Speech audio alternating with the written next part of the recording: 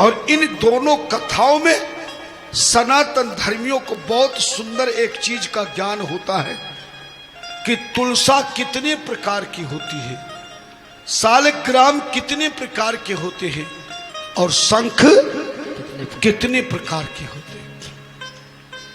आप सभी को मालूम होगा। विज्ञान के अनुसार तो अनेक प्रकार की तुलसा कही गई है, लेकिन शिव पुराण शास्त्रों के अनुसार दो प्रकार की ही तुलसा होती है, एक राम तुलसा, एक श्याम तुलसा। जो हरे पत्तों वाली तुलसा होती है उस तुलसा का क्या नाम है?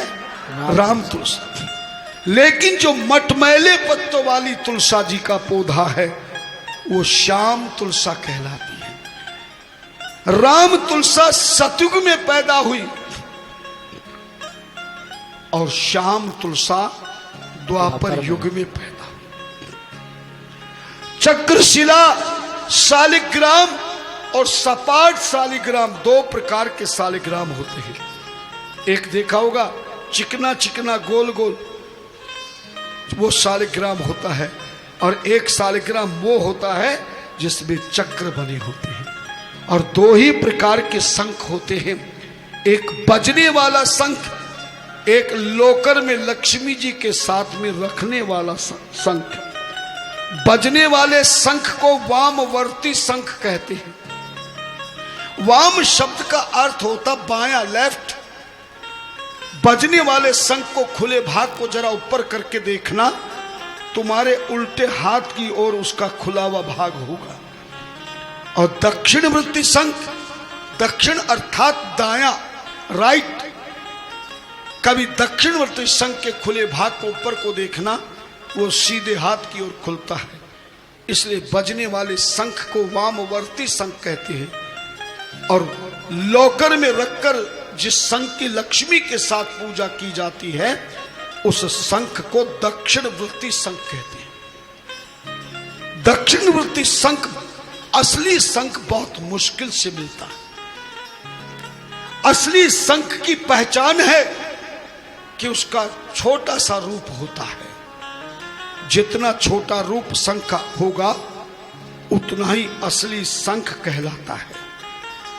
जो अंदर से बंद होता है उसका मुख भी बंद होता है।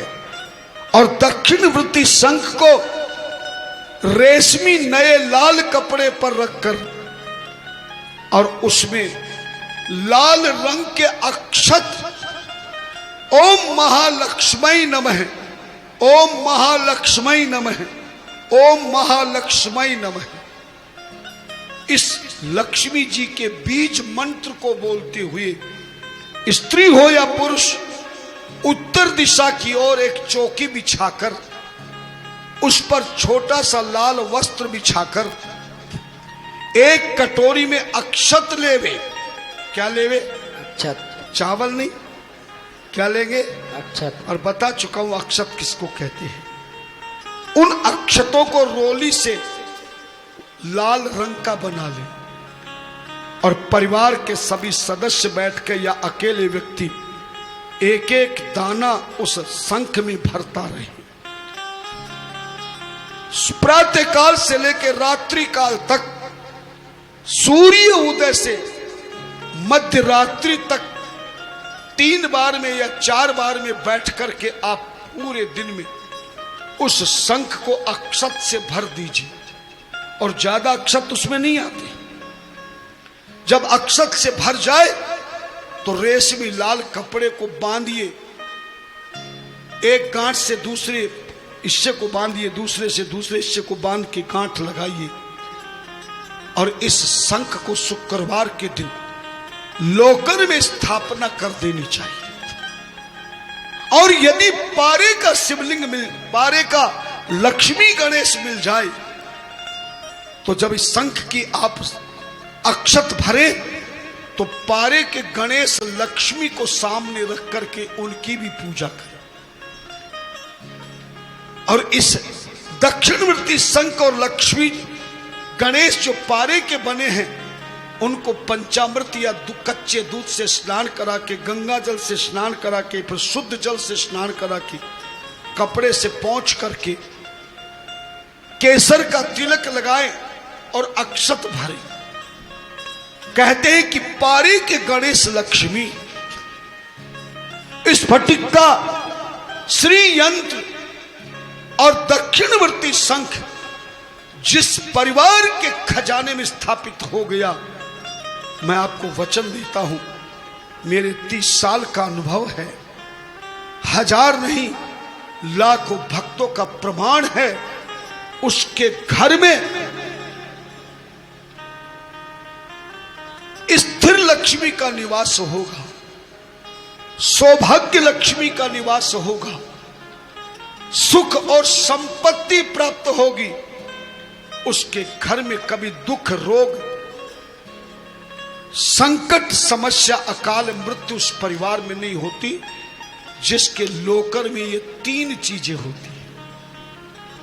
कौन कौन सी चीज? पारे का गणेश लक्ष्मी, दक्षिणवर्ती शंख अक्षतों से भरा लाल कपड़े में बंधा हुआ, और तीसरा बताया था मैंने, भूल गए होंगे आप, हैं? हाँ, स्फटिक का श्री यंत्र। 3 चीजें लोकर में रखा गया। मैंने जब 7 वर्ष की तपस्या आज से 30 वर्ष पहले की हिमालय की तलहटी में, तो मैं बड़े बड़े परम तपस्वी संतों के चरणों में जाकर बैठता था। जब तपस्या से समय मिलता, मुझसे बड़े प्रसन्न होते थे कि तू अपनी इस यौवन अवस्था में इतनी घोर तपस्या कर रही। गुरु महाराज की मुझ पे अपार कृपा थी। देवराह बाबा, मां आनंदमयी जो कनखल में है, वो आनंदमयी नहीं जो कथा करती है, देवरा बाबा की शरणागति भी मुझे मिली, जो मंच पर सदा रहते थे। करपात्री जी महाराज के चरणों की सेवा करने का भी मुझे अवसर मिला। बड़े बड़े महान संतों में मैं रहा हूं, और तभी से मुझे संसार से वैराग्य है। ना मुझे खाने की चिंता रहती है, ना मुझे पहनने की चिंता रहती है। पूछो इनसे, अगर ये भोजन की मुझे याद ना दिलाए तो मैं पूरे दिन भोजन ही भूल जाता हूं। और कई बार ऐसा हुआ, भोजन की याद भी इनको मुझे दिलानी पड़ती है कि भोजन लेके आते हैं। कल मुख्य यजमान जी के यहाँ भोजन था, तो हमारा सेवादार पूछने लगा कि भोजन कब करेंगे, तो मैं भूल गया कितना समय। हमने तो भोजन कर लिया, अब तो बाद में ही करेंगे। जब यजमान के घर गया तो यजमान ने पूछा भोजन कितने, बोले अभी तो महाराज 2-3 घंटे बाद करेंगे, जबकि 1 बज रहा था। ऐसा भाव मन में जागृत होता है कि भगवान का भजन करते रहे और आपके कष्टों को मिटाने का सृजन करते रहे। हमेशा यही लालसा है, ना धन की इच्छा है, ना कहीं सम्मान की इच्छा है। ये तो आप हैं जो मुझे सम्मान देते हैं, वरना संत कहते हैं कथा सुनाने वाले से बड़ा तो सुनने वाला होता है। कथा सुनाने वाले से बड़ा सुनने वाला होता है। मगर मुझे मालूम है तुम मानोगे नहीं बिना उदाहरण के। अगर राम कथा सुनी है तो व्यास गद्दी पर काक भुषंड जी को बिठाया गया है, और सुनने वाला श्रोता कौन है? जोर से बोलो। गरुड़ जी। तो सच बताओ, गरुड़ जी बड़े हैं कि कौवा बड़ा है? गरुड़ जी बड़े। संतों ने हड़ताल कर दी, जांच पड़ताल कर दी। तुलसी बाबा से बोले तुमने ये क्या उल्टी गंगा बहा दी? व्यास गद्दी पर तुमने कौवे को बिठा दिया, और कौवे को शास्त्र में चांडाल पक्षी कहते, गिरा हुआ पक्षी। का कह पक्षीषु चांडाल है, पशुनाम च कुक्कर है। पक्षियों में अगर सबसे नीच पक्षी चांडाल पक्षी है तो कौन है? कौवा है। और पशुओं में कुत्ता, काकह पक्षीषु चांडाल है, पशुनाम च कुक्कर है। और मनुष्यों में कौन चांडाल है? सर्वेषां च निंदका है, जो सबकी हमेशा निंदा करता रहे, दूसरे को देख के जलता रहे, अपने आप में अकड़ता रहे, दूसरों की अच्छाई को छोड़ के गलतियों को पकड़ता रहे, दुनिया को अपने बस में जकड़ता रहे, ऐसे इंसान को चांडाल इंसान कहते हैं। अब क्या क्या सुनाऊं तुम्हें? मसाला तो मेरे पास बहुत है, पर ज्यादा गरम मसाला डाल दिया तो फिर तुम्हें दिक्कत भी हो सकती है। सीमित में ही लेके चलूंगा। संतों ने कहा, तुमने चांडाल पक्षी को व्यास गद्दी पर बिठाया और गरुड़ जी महाराज जो पक्षियों के राजा कहलाते हैं उनको तुमने नीचे बिठा दिया। बाबा जी हंसने लगे। तुलसी बाबा बोले, व्यास गद्दी पे तो कव्वे को ही बैठना चाहिए और सुनने के लिए गरुड़ और हंस को ही बैठना चाहिए। तुमने कव्वे की कमी तो बताई, पर तुमने कव्वे की अच्छाई नहीं बताई। जबकि परमात्मा ने दुनिया की हर चीज में कमी भी दी है तो अच्छाई भी दी है।